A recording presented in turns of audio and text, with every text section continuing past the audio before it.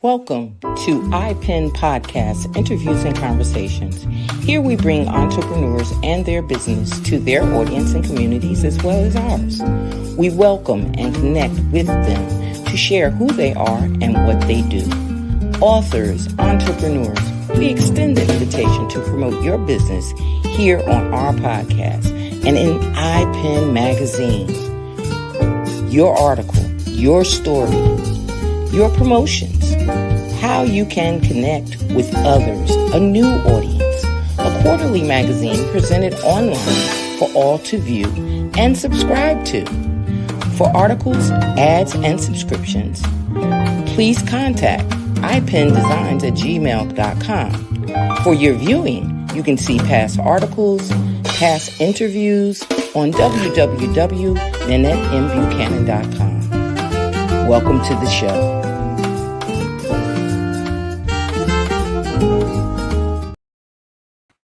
Good evening. I'm Nanette Buchanan, and this is iPen Visions Podcast, Interviews and Conversations, where we try to, and we do a good job at it, bring the community and our audience together, not only just for viewing, but to understand the journey, because sometimes we get stuck on our own journeys and we say, well, we don't know if it's worth it.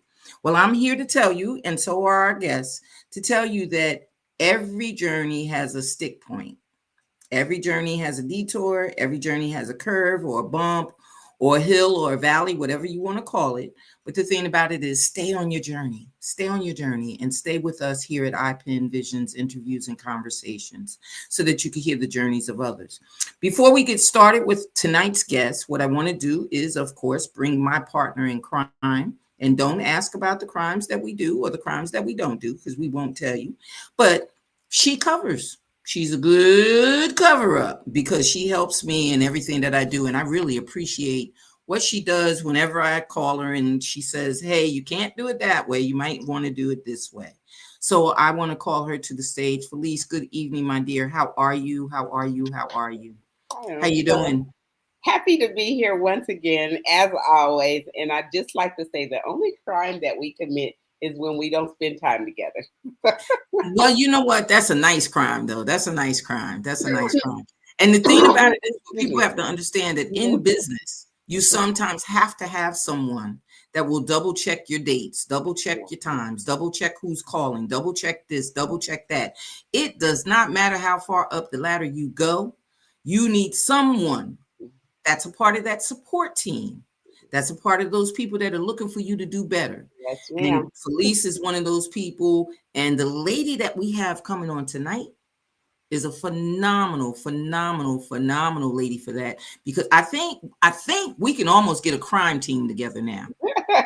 we almost could get a crime team together. Watch out, world, here they come. Watch out, world, here they come. Listen, we're not going to be a major disturbance. Mm-hmm.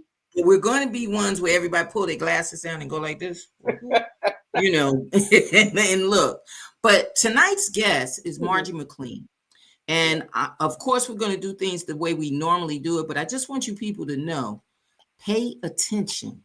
Yes. Pay attention. Mm-hmm. Listen to what she's saying, because even though I've been in business a while, Felice has been in business a while, and many of you have been in business a while, sometimes you get that one person that comes on and tells you something that lights up a light bulb. Yeah. And she is that type of person. So I want to bring to the stage Miss Margie McLean. Yeah. Thank you for being welcome. I want people to understand the depth of journeys and understand just what it takes to be in those depths, and understand that, yeah, we have outside forces that sometimes send us on a tilt, but we can't let that stop the purpose. Yes. If there's a purpose behind what you're doing, please don't stop. So, Margie, we do things a little bit different here. Okay. We don't do the formal introduction of any of our guests. Okay. We allow them to introduce who they are. Yes. So who is Margie McLean? You know, with so many things that I do, I'll be trying to figure it out myself. So. Uh-oh. What happened? Okay, there we go. My name is Margie McLean. I am from Fayetteville, North Carolina originally. I am the founder of the Margie McLean Foundation, which is a 501c3 organization where we are cultivating and fostering our leaders for the 21st century and beyond. A lot of things that we do is mentor our youth. We now mentoring our family. We are doing the community baby shower, which we're going on our 7th one. We are doing parenting classes for both parents, mother and father, because I definitely want to push that our fathers are in the homes.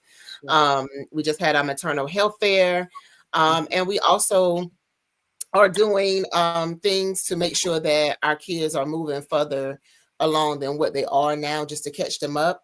I also am the founder of Chemistry Growth Mindset, where I am doing transformational coaching. So not only am I working with mentoring kids, I actually am helping kids start their own businesses, adults start their own businesses, help women and men know how to love themselves again, which I wrote 2 books. The first one is For the Love of Me, and it's a journal, which is a journey to learn how to love yourself again. And then my second book is Turn Your Passion into a Paycheck, which we're giving kids the steps to learn what it is that they love to do and how to turn that into a career. Because I think if you got a job, majority of the time it's something that you don't want to do, but your career is what you love to do. So that's one of the things that we are doing here in Fayetteville, North Carolina. Okay. So now I'm going to put all of that up on the screen. Oh my goodness.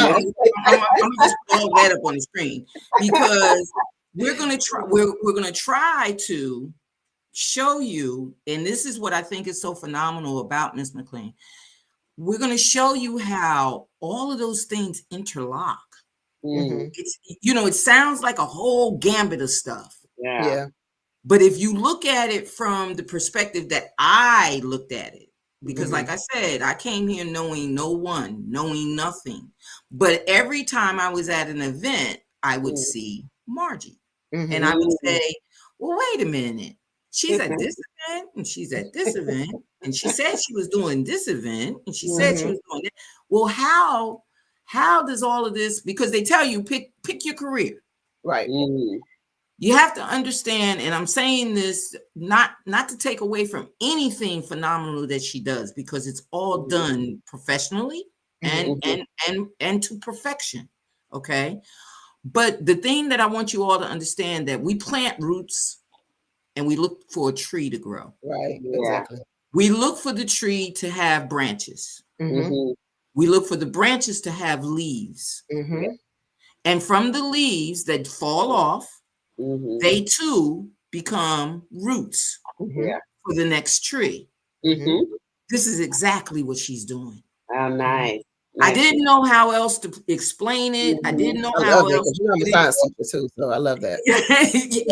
I didn't know how else to explain it or how else to say it. But when I see her and her growth and the things that she's done, and mind you, I don't do all of that stuff, but I show up. Hey, we doing what? How we doing? Because it's all a part of that tree. And if I can just be a leaf and fall off and grow another tree, then the planting that she's doing does not go in vain. Right. So that's the way I look at it.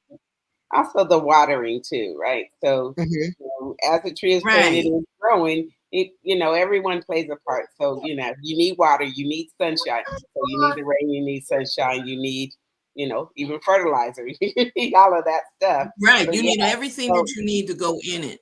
So let's talk about, we can, support that in whichever way. Yes. So let's talk about our topics this month had to do with our young dreamers. And we were talking about the entrepreneurship that they do. And the point is, when you're talking about getting to the young dreamers, when you talk about that, speak a little bit, Margie, in reference to what instilled or inspired you to say, I'm going to take it further than just the classroom, because as I understand, you were a teacher. So where did the inspiration come from that said, you know what, other than just building the classroom, I want to take it further. You know, I would say when I was younger, my parents started me off becoming an entrepreneur. I don't know if you remember the time when people really used to yard sale a lot, and they would get up early in the morning and go yard sale. So I used to do that with my mother. And I remember having my baby dolls and my stuffed animals and things. And so I was selling my own little thing. And next thing you know, I'm down at someone else's booth helping them sell their stuff and things. Then my father started his own business, and my grandmother had her own. My grandfather had his own.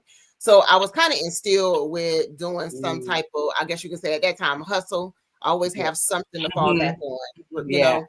And so when I became a teacher, I started a group called Ladies Equality, which was a group that started when I was at high school at Terry Sanford High School. And so when I became a teacher, I took it with me, and I wanted to instill goals for our youth. Well, eventually what happened was while I'm there, I started helping the kids learn how to start their own business. And, you know, I was teaching math at the same time. So I was teaching them how to save money.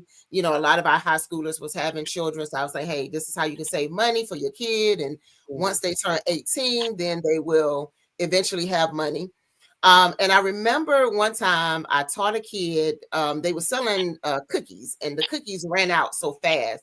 So I said, this is what I want you to do. I want you to take these cookies. I want you to buy 2 bags of cookies, and I want you to hold it. Don't eat it. Don't do anything, because eventually these people are going to run out of these cookies, right? And somebody's going to want some. And they said, okay. I said, now what I want you to do is, you know, you got four cookies for 50 cents or $1, I think it was. I said, what I want you to do is I want you to take it, and I want you to double each cookie. Double each cookie. And so pretty much what you're going to do is flip your money. But wait until there is a demand for cookies.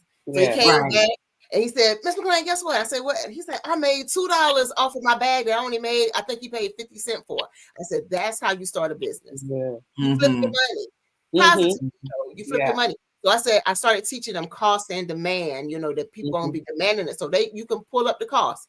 So from there, as I, you know, got further along in my education, we all learned that everyone is not going to college. And so I said, you know, one of the things you could do is you could do a trade. And I said, you could take that trade and turn it into a business. And the kids never thought about that. So I just started teaching the kids little things that you like to do, turn it into a business. So I had a school in Stanford that asked me to come and talk to the kids there. And that was my first workshop that I did. Turn your passion into a paycheck. And so I started asking the kids, what is it you love to do? I love to play basketball. I said, well, you can start a basketball camp for kids. What do you love to do? I love to cook. I said, well, you can start cooking and make you some. And they never thought of that. So eventually I just started doing this workshop and just said, hey, let's put it into a book and teach the kids, have some workshops and teach the kids step by step how to start their business. How to start. So would you say that's like traditional learning versus the you know, traditional learning versus the traditions? In other words, what we learn traditionally, sometimes the tradition doesn't balance what, you know, what we could be doing. You know, because we don't think about, like you said, the old school way of doing things. And we want to build new traditions, but we not looking at the traditional learning.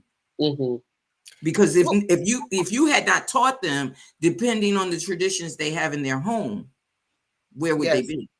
And you know, and I would say also the traditions in school, because we are traditionally pushed for kids to go to college. Right.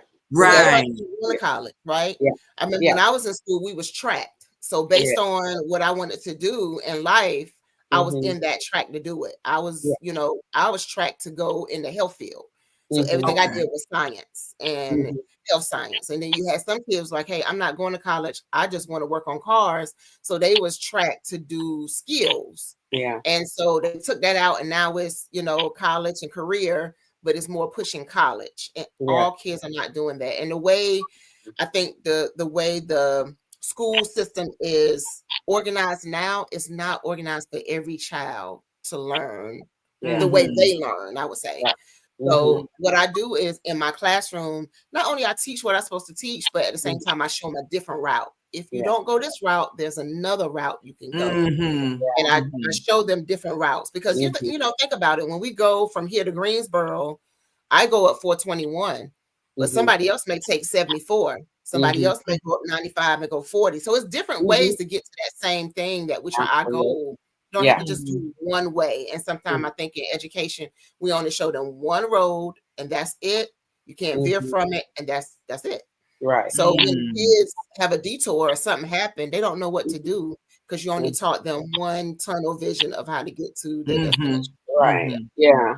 Yeah. And it's just, to me, especially in our education system, right?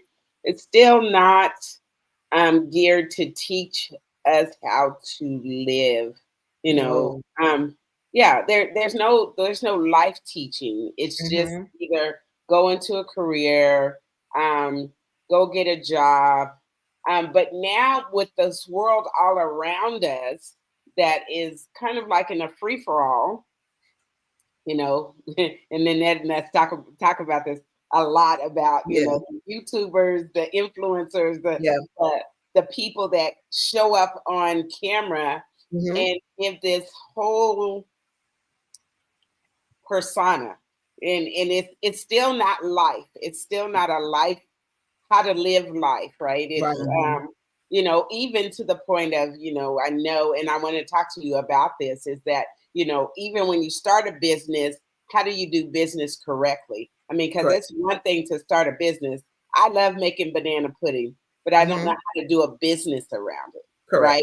You know, to be, you know, very responsible, like in your taxes and just understanding, you know, all there is to go into a business, because anybody can start a business, right? Right. You know, we get the lemonade stand on the corner, you know, as a 5-year-old, and, you know, everybody comes, you know, throwing, you know, $5 at you because it's a cute little 5-year-old. But again, how do you be responsible in that? Right.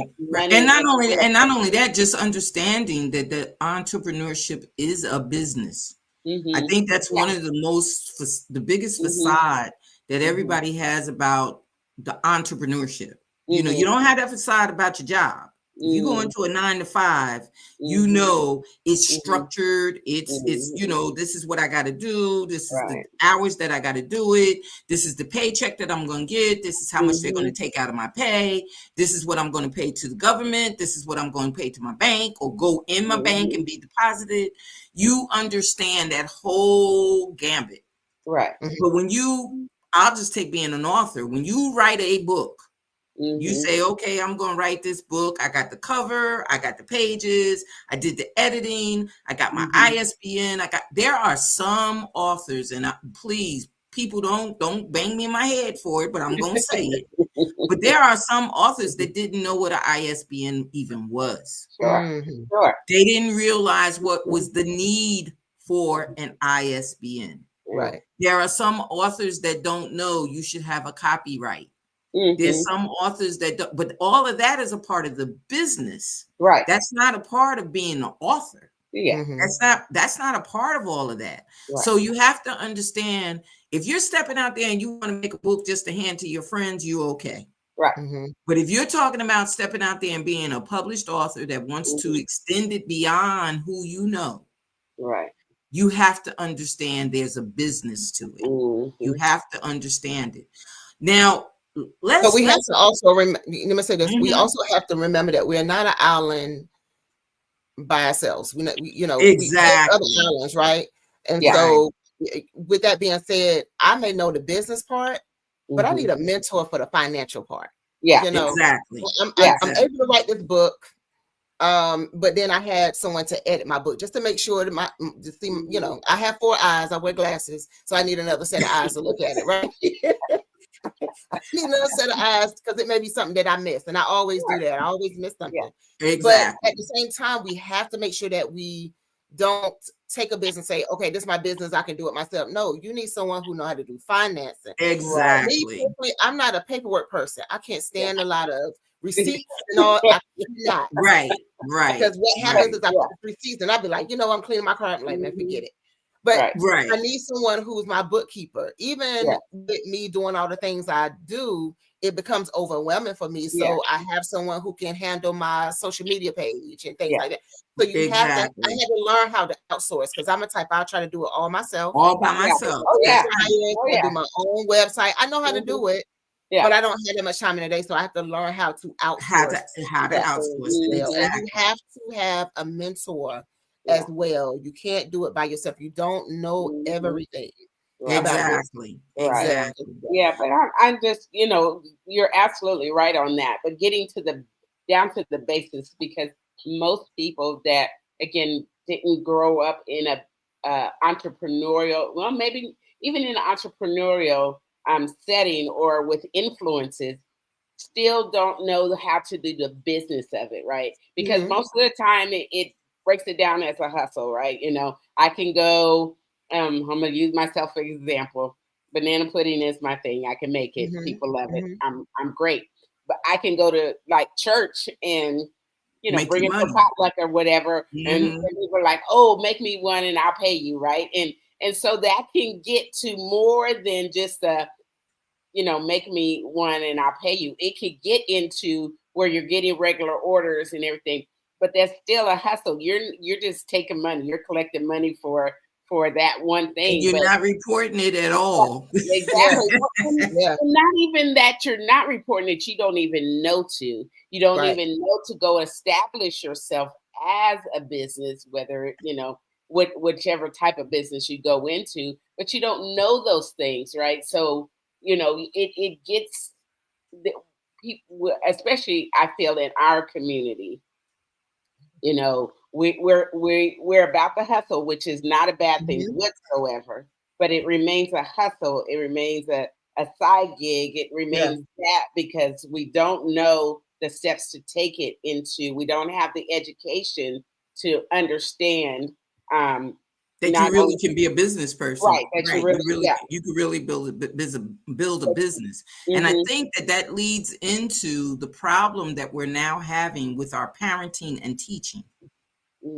I think we have some people that are so focused on trying to get that hustle, or they're so focused on trying to make sure that they're financially stable, or they're so focused on making sure that they're the caregiver for everyone, or they're doing so much that they're forgetting that parenting and teaching sometimes are two different things. Sure.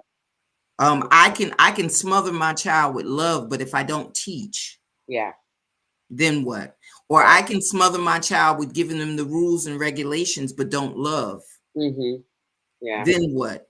So you have to have a balance of the parenting and teaching.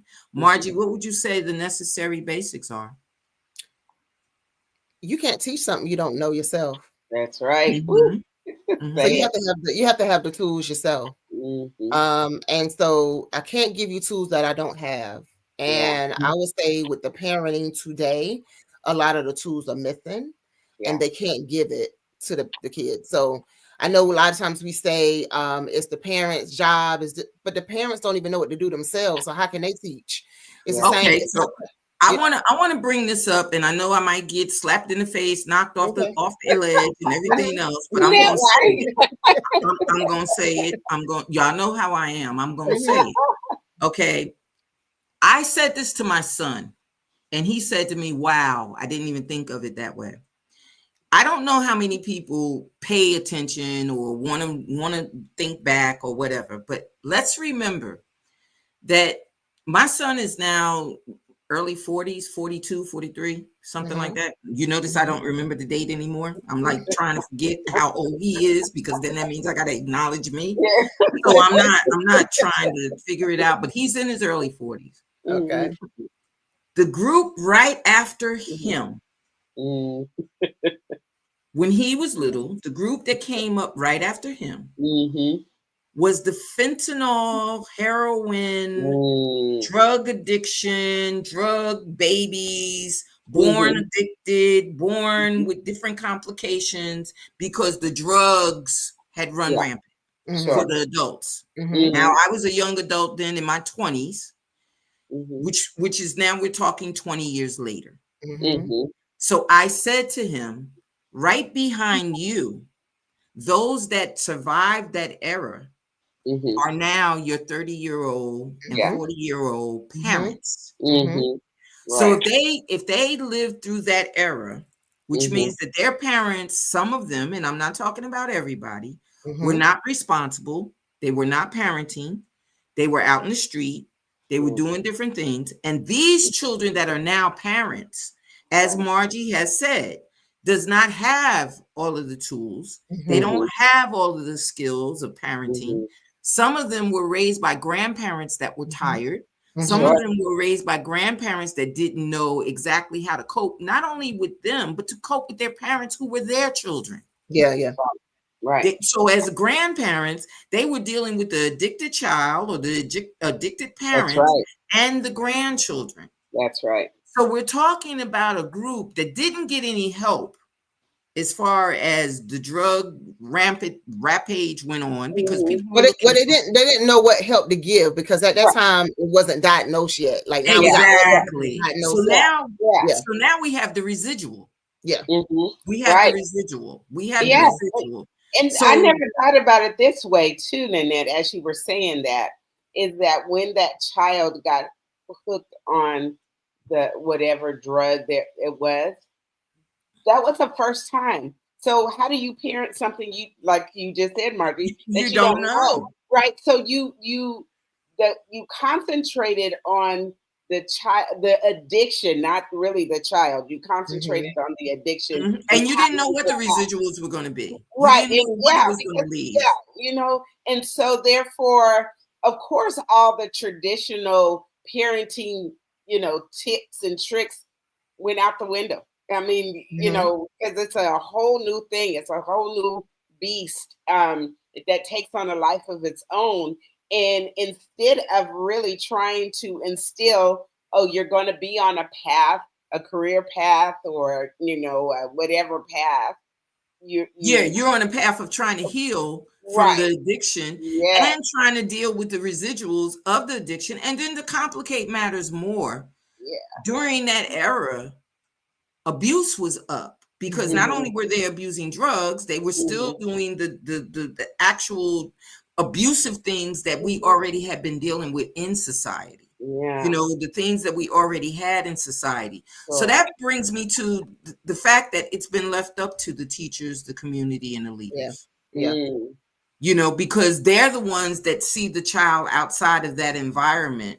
They're the ones that see the child when the child is trying to struggle to keep up or struggle to do. But as I mentioned a couple of times on the show, as well as in my verbiage, and us trying to get a stable foundation, which is now the children that are coming up and the children that are going to graduate. In order to get that stable foundation, what is it that we need that are extra tools? I understand, teachers always need the extras, and the budget is already being cut, and this and then that. So beyond finances, what are we looking at as necessities for the teachers, the community, and the leaders? We need a village back. We need our village back. That's what we need. And we need people who are going to really care about these kids. These kids are going through some tremendous trauma that, I know, our generation, I'm Generation X, we got millennials. And so we probably went through our own little trauma, but these kids are going through some really, really, really serious things now. And so we need more organizations going into the schools, but the schools got to allow these organizations to come in and mentor. Right. The teachers are tired. The teachers trying to wear all these hats, trying to be mom, trying to make sure the kids got clothes, make sure they got a coat. You trying to be the teacher, then you're trying to be the psychiatrist, you're trying to be the social work. It's so much that the teachers are doing. So by the time at the end of the day, they tired.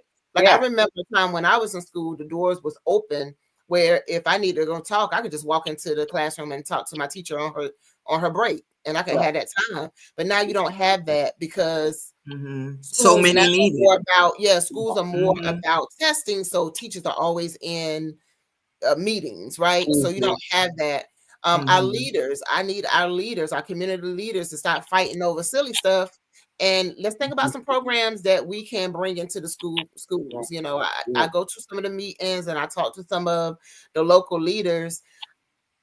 and like I said, told them, you can make decisions about me all day, but you need to have me at the table to know what it is that I need. Yeah. You can't what I need when it came and talk to me. What I need. Yeah. And so if you asking about what our youth need, come to the detention center and come and talk to them, because they will tell you what they need. You know, right. You know, right now it's a big thing about this curfew. Well, when you talk to some of the kids in the detention center, they say, we need the curfew. It may not work for us now as older, but these little kids, they're out of control. You will hear them say that. These kids are well, here's the other thing too. Yeah. When they make the changes in the community, okay, like my son, like I said, he's got daughters in school, and I got other grandkids that are in school, and they get the little thing on the phone. You know, they get all their messages and everything about the school and the school activities on the phone. I think that some of the things that need to be done need to involve everyone. It needs to involve the teachers. It needs to involve some of the community organizations. It needs to involve the leaders. It needs to involve the parents. We're leaving out all the major components. When you leave one or two or more of these agencies out, and I'm not saying that we got to go when you're talking your budget. I'm not talking about we got to go when you want to vote for the next, school principal. We're not talking about that. But we're talking about, if you're going to talk about a curfew, just take the curfew, for example. If you're going to talk about a curfew, the community leaders need to be able to tell you what's needed. The people that are organizations, they need to tell you, because some of the organizations, I remember when they first talked about it, somebody called me up and said, well, wait a minute, what about my child? She's in such and such, and it doesn't end until 7, and they're talking about the curfew being at 6. So what happens to the program? What happens to that program? Now that program has to readjust what they have to do in order to fit the criteria that the city leaders have made as, what it is. So I agree with you totally that if you're going to do something as a village, everybody in the village needs to know what's going on. We don't need to know everything, but we need to know that this is what this organization does. This is what the rec centers have on weekends. This is what this has on, and let you back it just as much as we back you. You have to have that support be, on both ends. We can't say that we support you as a leader and you don't come out to any of the organizational things that are going on. You don't come in the community. And get the voice of the kids too, because you're making decisions about them. Get their voice as well. Exactly. Come and sit down. I don't want to see the only time I see you in the community is when it's time for voting. Then after voting, you get it, and then I don't see you anymore. So that's what the community looks at, and that's why people don't hardly come out and vote, which is a whole different topic. A whole different topic, right? It's a whole different topic, because it's like, okay, the only time you knock on my door is when it's time for me to vote for you, and then after that, I don't see you anymore. So with our teachers, we need support for our teachers. I will say mental health support is definitely needed. Mental health support is needed for our students. SEL. We need more programming. I put that. I was talking to one of the city council members who are running for mayor, and one of the things I said, they said something about after school programs. I said, that's good, but what age group of this is this? Most schools are not. They're not doing after school programs. And after school programs that I think too becomes really blurred line is that, like, I have a 9-year-old that goes to an after school program. But after a certain time, she's only there with the babies. Right. Because a lot of them have older brothers and sisters. Once they get out of high school, they're no longer at the program. So now you're leaving her with the little ones. And my thing is, well, where does the ratio come in that? That's what I was going to say. What type of programs do you have? Do you have people coming in to tutor? Do you have some things that's fun? Are you teaching them AI? Are you teaching them coding at these after school programs? What do you know? When I was in younger, Fayetteville State used to have a program called a summer camp, sports summer program. And I met a good friend of mine. We still talk to this day. And we was there all summer long. It kept us out of trouble. It had us doing what we need to do, which is sports. All that. We got a chance to eat on campus. So it's almost like our first taste of being on college. Then I was in Upward Bound. All those programs are gone. So what do you have the kids to do? And then you had the work study program. No one is getting these kids to work. So what do you have them do? So right now they just in the streets, you know. Right. So a lot of the stuff is being cut. Programs are being cut. The only other thing I don't see is the cohesiveness with our organizations working together to make sure our kids stay out of trouble. Now, do you think? Now, you just brought up a good point. The whole cohesiveness of the organizations. Yeah. Now, I know you and I always go back and forth with, hey, what you doing, what I'm doing. Hey, what I'm doing, what you doing. But what I found, which is different from the North, what I found is everybody down here kind of wants to keep everything close to breast. Correct. You know, they're not looking at the fact that if I join on, we got a bigger pot to fill. Right. It makes a bigger pot. If you can come on and help me, I can come on and help you, and we have a bigger pot. But it seems to me that the ideology here, and like I said, I have not been everywhere, but I've been through some things where I really wanted to go, well, what are we going to do? Fight about this? You know, why am I arguing with you over something that's the same thing? The only thing is I'm coming from the East, you're coming from the West, and we just want to meet in the middle. Why are we arguing about it? Or why are you looking at it, telling me that it won't work? But next month I see you trying to do the same program. Right. Whereas we could have elevated each other and got to that point a lot quicker if I had shared my information with you. Yeah. Is that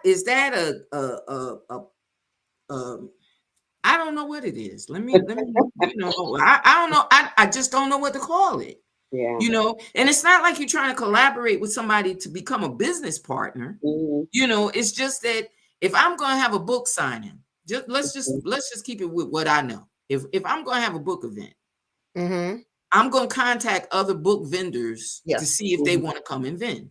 Correct.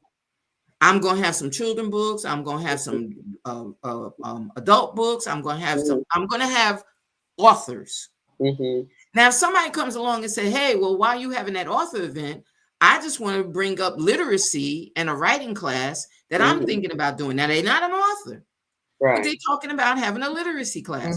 Why would I not include that table of information at a book event? Yeah. That's what I'm talking about. It doesn't have to be hitting heads where you're bumping into each other because you're doing the same thing. But if my program can enhance something that you're doing or give something that you're doing, why not? Yeah, absolutely. But I'm in my mind as I'm listening to all of this, I go back to the teachers, right? In our community, right? Because they're basically the representation of our village, if you will. Because quite frankly, they're raising the children. And I think about that as to, as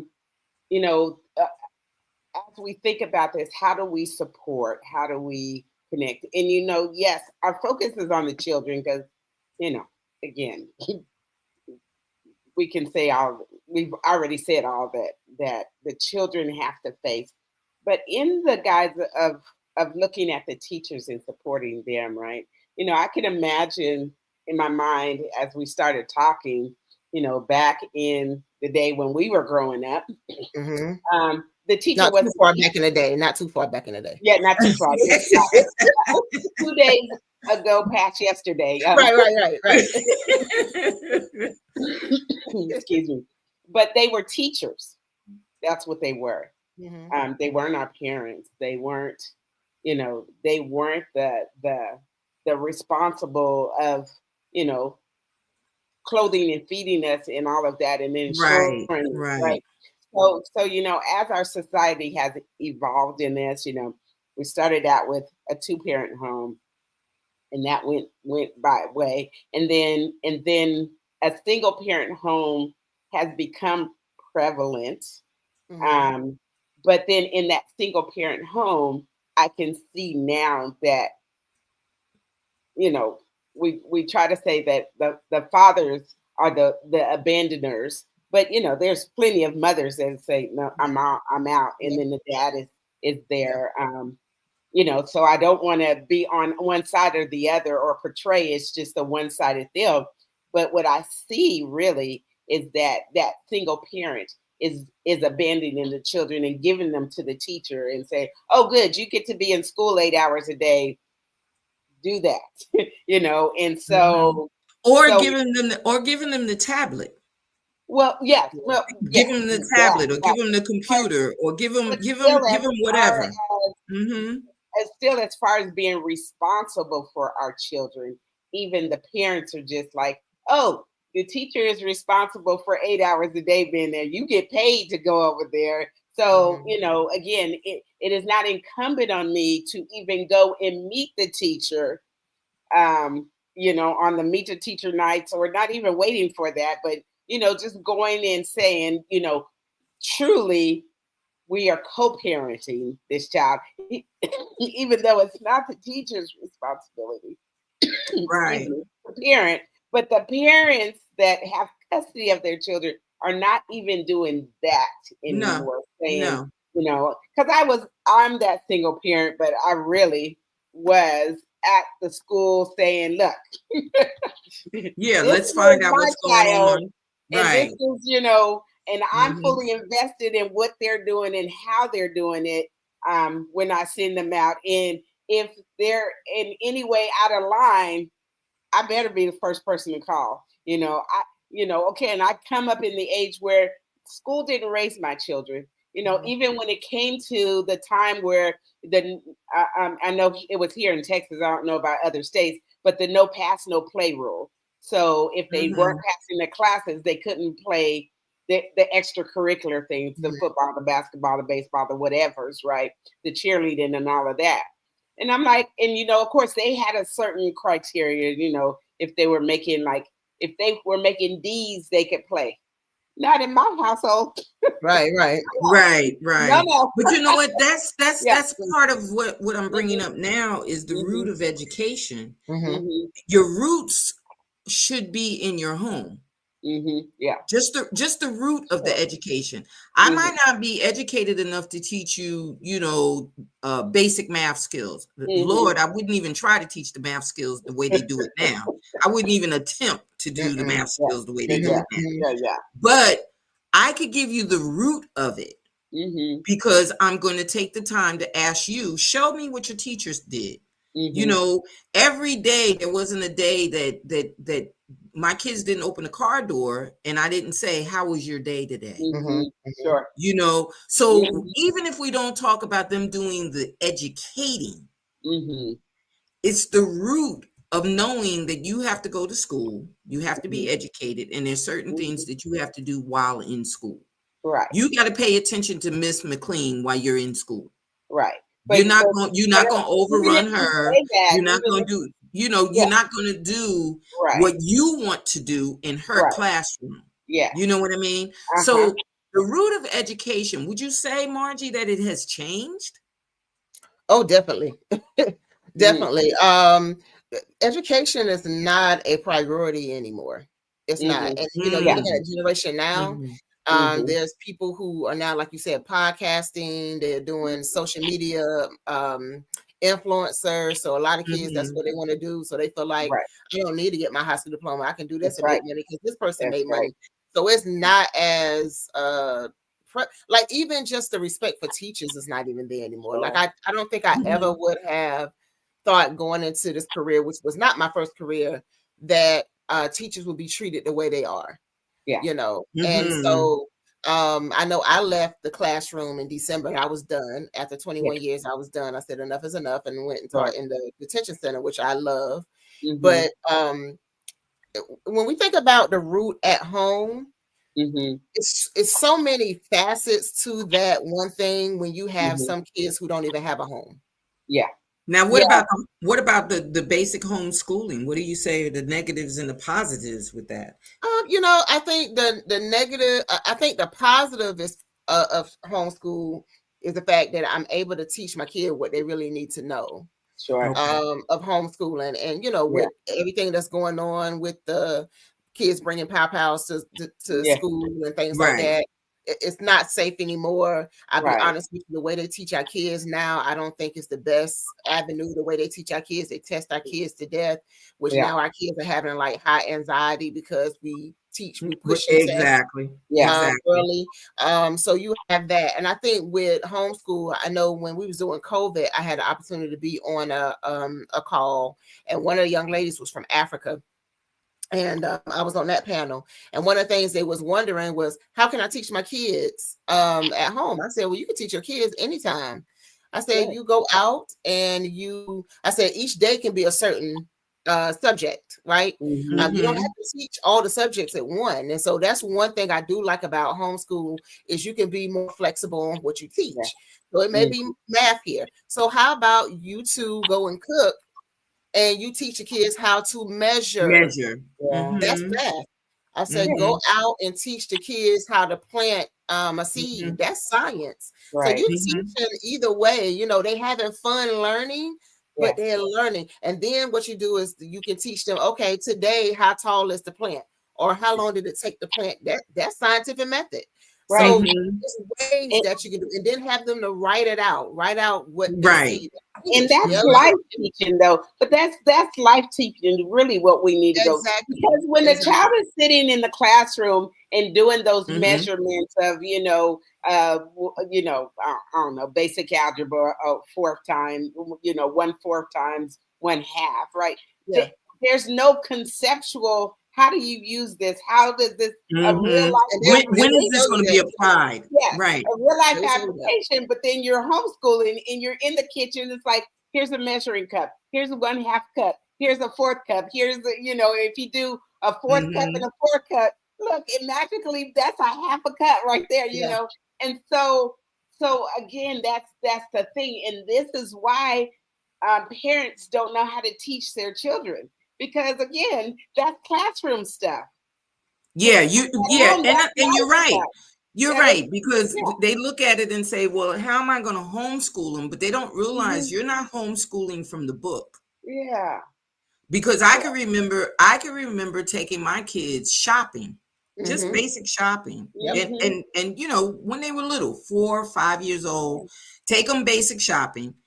There's certain things, I don't care who has kids or whatever, there's certain things they like.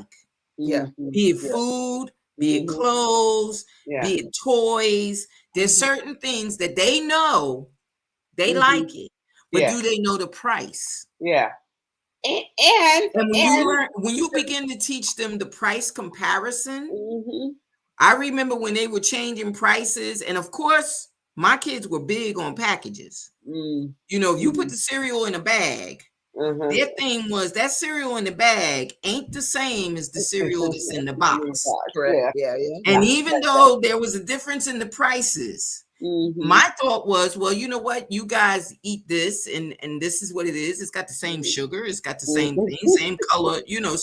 Same color as the regular thing. So what's the difference? But your child can actually tell you, that, and I even tried to put it in another container, y'all. They knew when it was in a different container, but they did learn the value of the different prices. Right.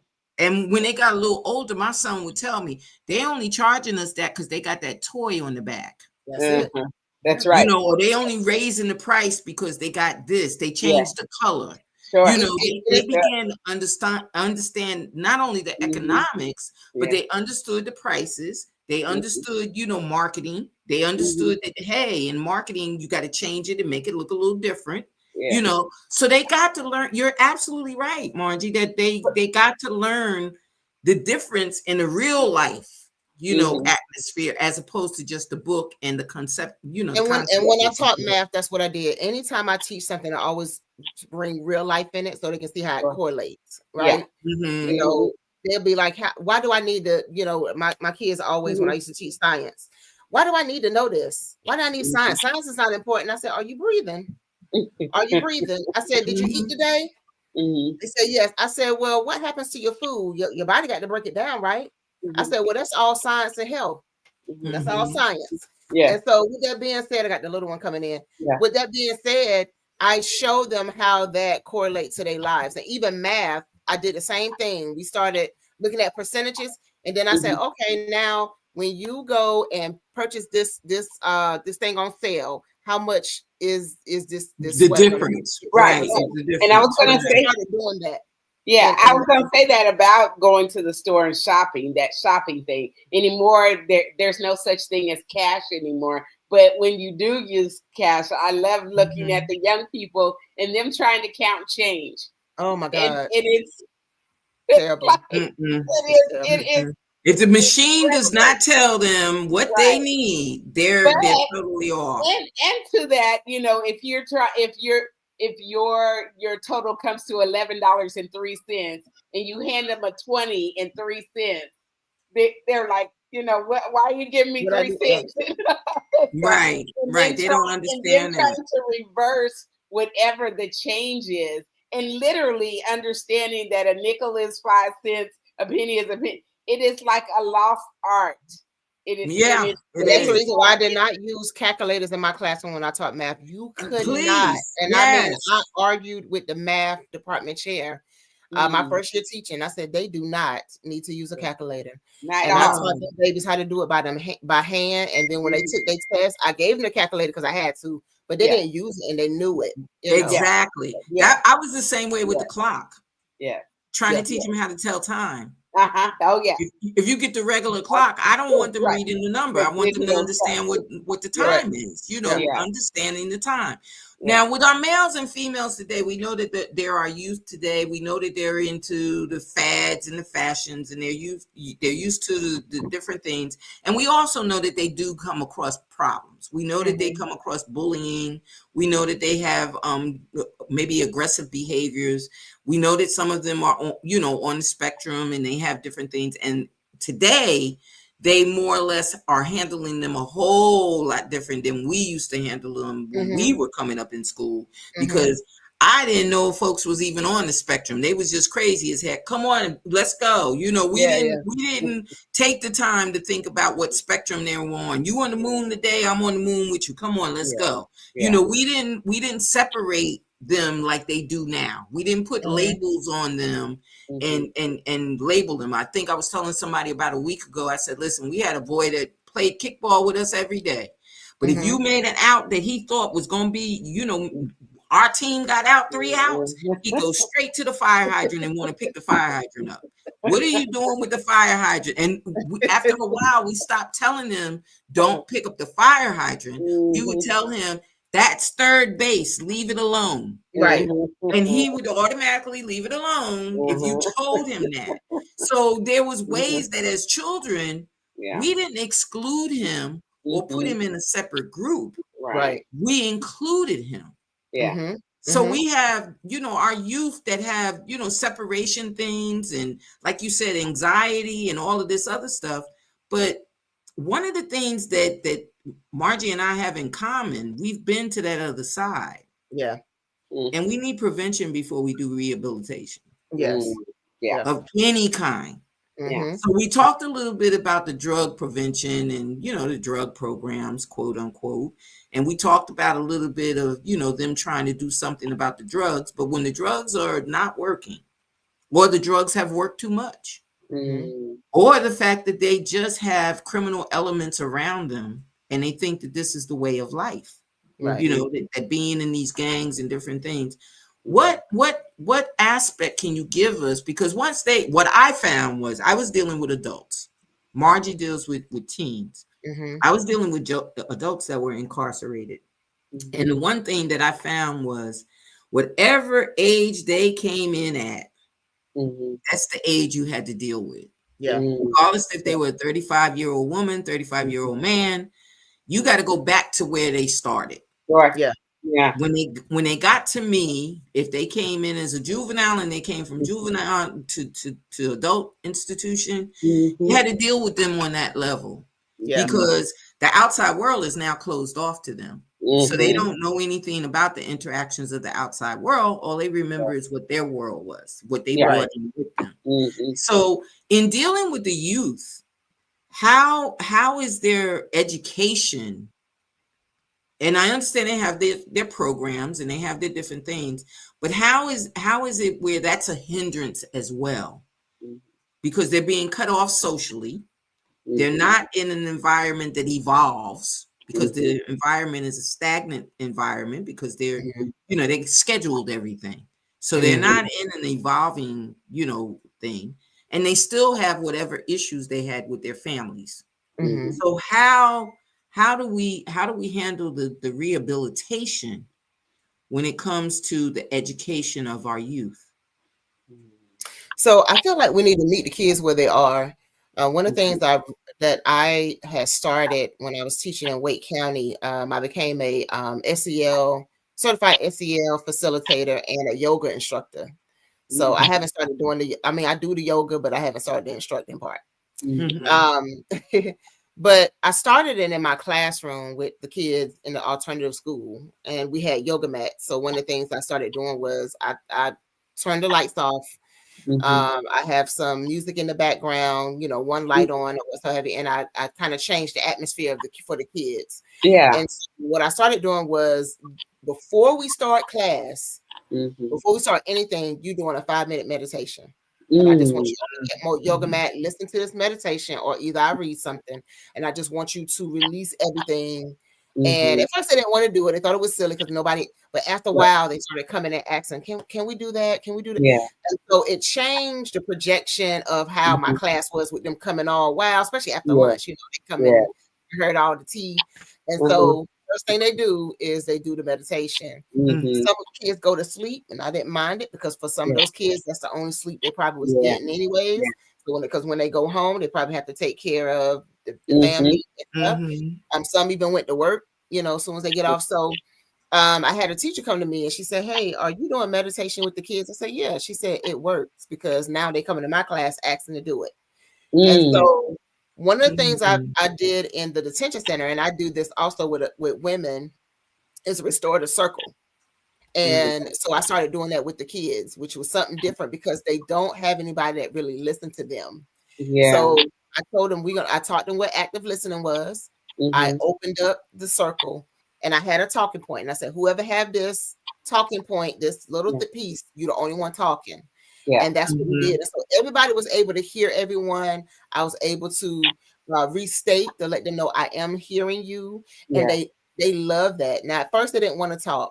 So I opened up about something that I was dealing with, which was grief. And I told them what happened and things that had happened throughout from 2020 to, and when they saw, and I also told them about, the situation my father passed, that I wanted to, in my life after that, because that was a big thing for me. So when they heard that, they was like, "Oh my God, a teacher, want to do that?" And then after a while, they started wanting to talk. They opening up.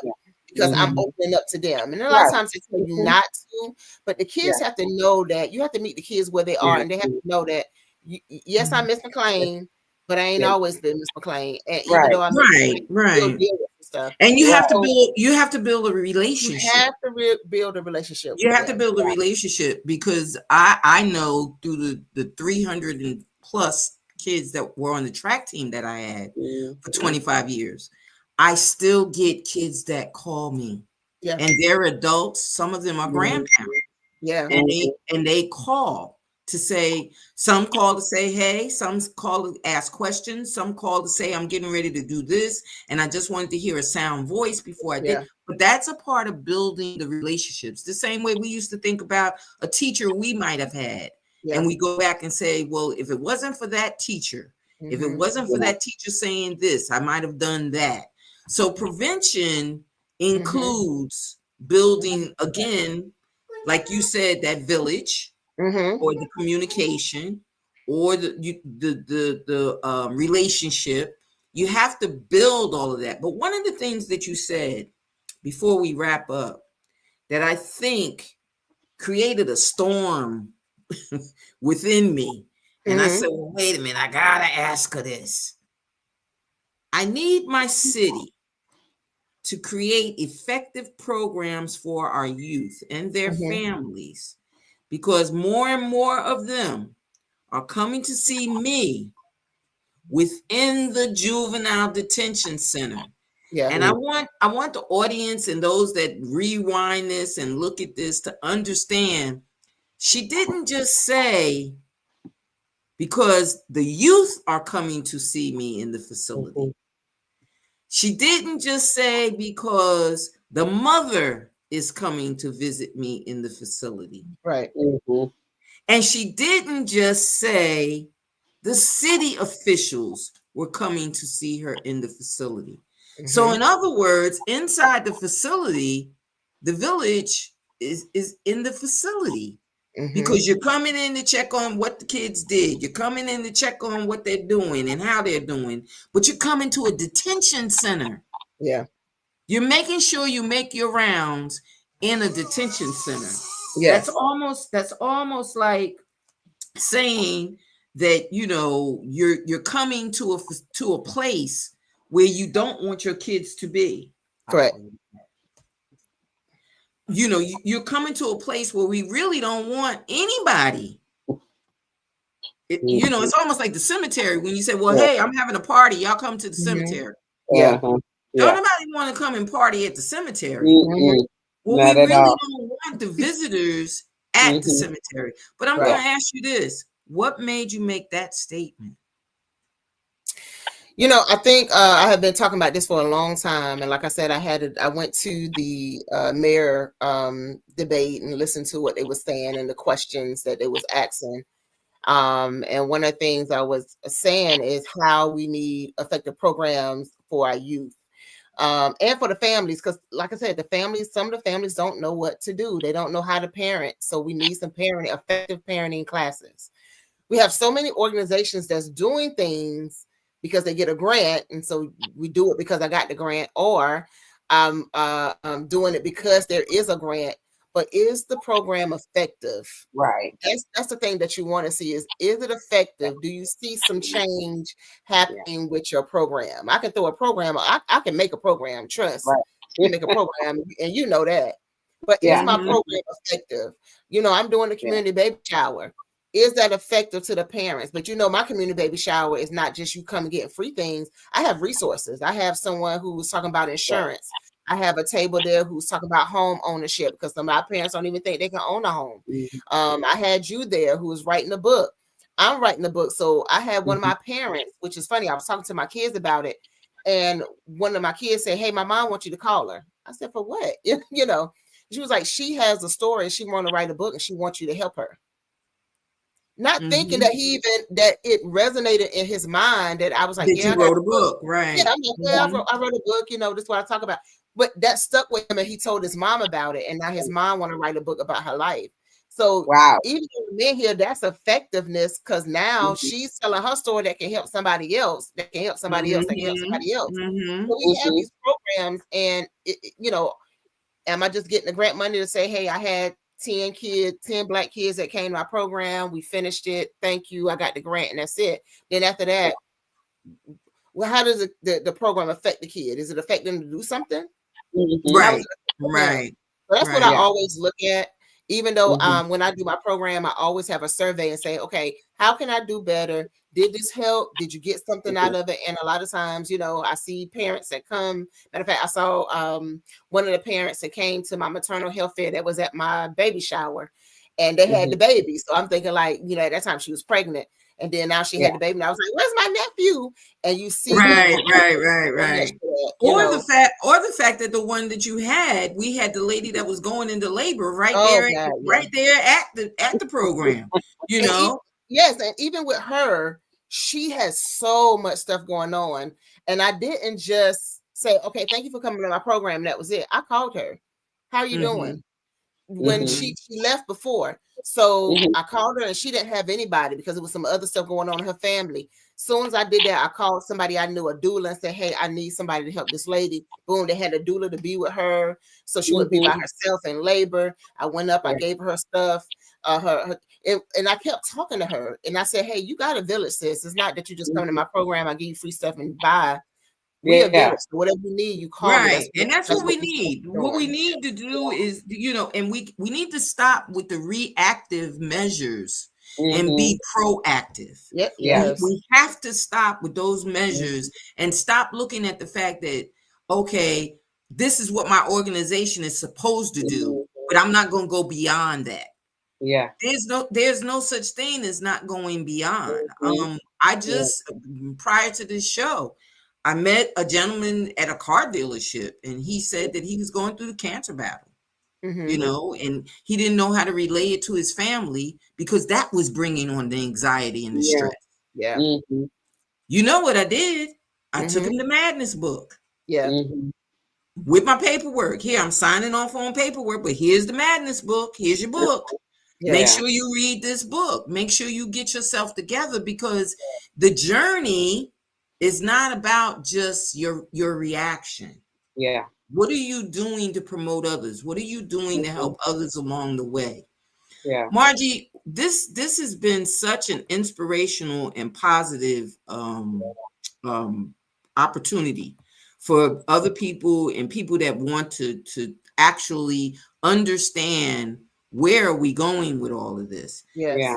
You already mentioned that you have your book that you've done, that you've written for, laying out certain things and doing different things.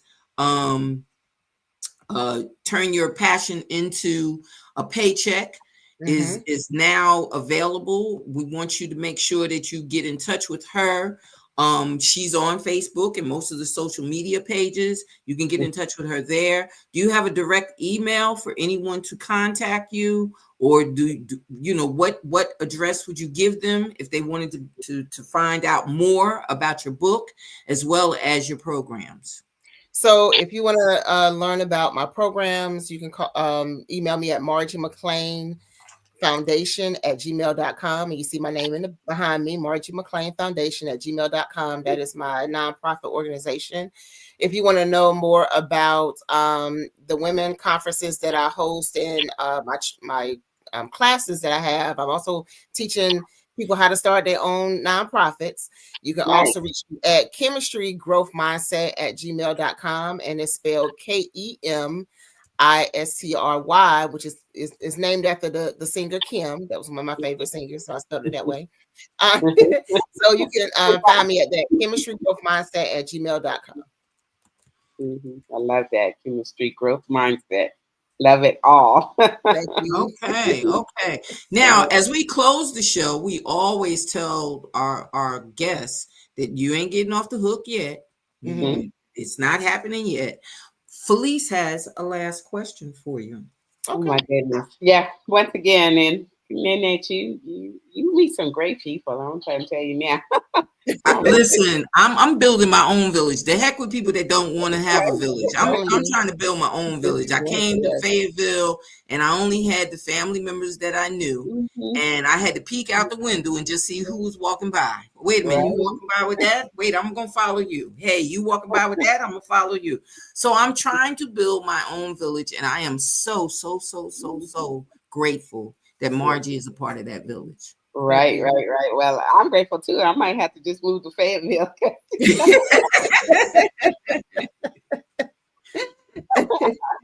Tell her NCNW is waiting on her too. I'm the president of NCNW here in Fayetteville. Yes, and that's for those that don't know what NCNW is. It's the North Carolina National Council of Negro Women. So, and guess what? I's a member of that too. She is. I grabbed her.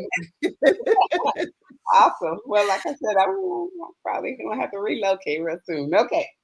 So thank you for all that you do, first and foremost. Thank you for living out your gift to the world. Yes, but we know with all the things you do to support others, you have to take care of yourself. Yeah. Here come that question. Yes, the question is you. Because as the example for how to live your gifts out in the world, we also need to know, how do you fill your cup? Because we know that, again, there is lots of giving from you. So what do you do to receive? and or self-receive, which is the most important thing we feel. You know, I like quiet time. I love the beach. And Ooh, so yeah. I try to take a trip to the beach. I can't say lately I've been, because I have really been busy. And I just told someone I really need to cut something off. My NCNW sisters and my sorority sisters, they always get on me and like, don't add another thing to your I had another organization ask me to join there, and it was like, nope. I mean, they literally snatched the application out the hand. Like, no, you ain't joining nothing else. So I think, I think I want to get back into reading. I used to do a lot of reading, but I really love going to the beach. I like quiet time. When everyone is asleep, baby girl is asleep, and I like it at night. That's when I work best at night, when it's quiet. I can think.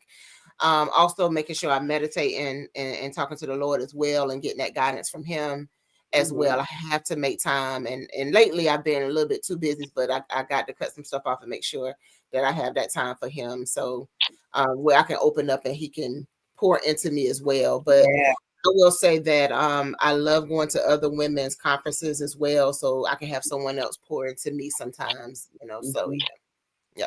Absolutely. Well, thank you. again, we want to thank a lot of that. Do more of that. Yeah.